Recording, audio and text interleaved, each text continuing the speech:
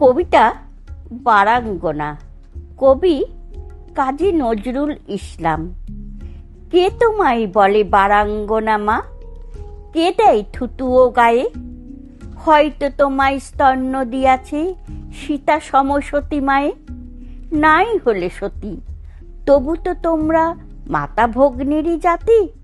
আমাদেরই মতো খ্যাতি যশ মান তারাও লোভিতে পারে।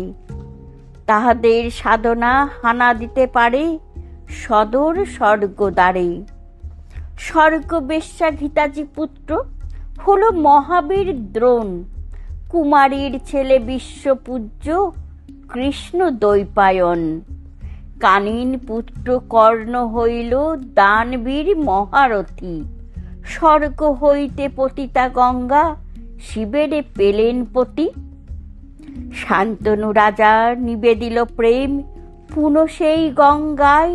তাদেরই পুত্র অমর ভীষ্ম কৃষ্ণ প্রণমে যায়।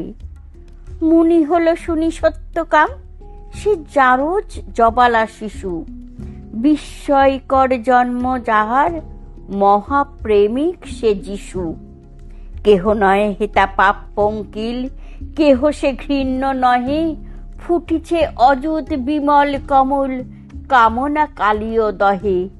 শোনো মানুষের বাণী, জন্মের পর মানব জাতির থাকে নাকো কোনো গ্লানি।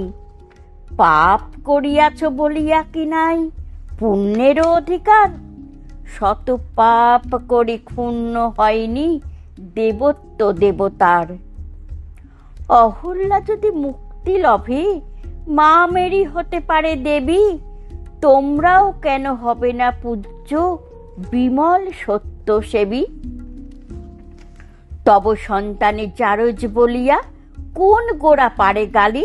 তাহাদের আমি এই দুটো কথা জিজ্ঞাসা করি খালি। দেবতা গো জিজ্ঞাসী, 1.5 কোটি সন্তান এই বিশ্বের অধিবাসী।